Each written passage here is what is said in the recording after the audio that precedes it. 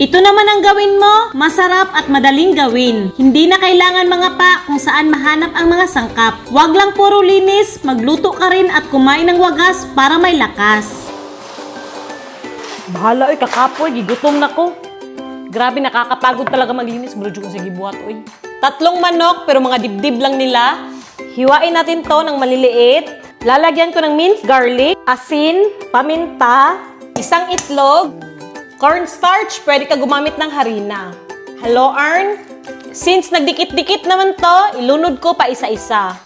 Yan, first batch lang muna para hindi mag-overcrowd at hindi bababa yung temperature ng oil. Pag ganyan na yung itsura, okay na to kasi priprituhin naman natin to ulit. Sa malakas na apoy, iprito na natin to ng 1 minuto. Okay na to, no?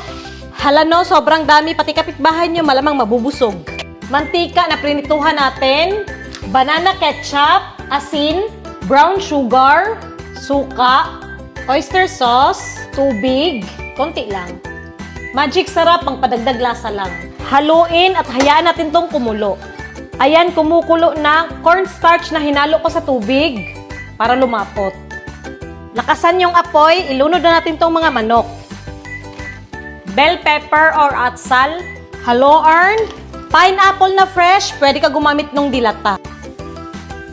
Tapos 1 cup of rice. Grabe na 1 cup. Nagutom kasi ako kakalinis, guys.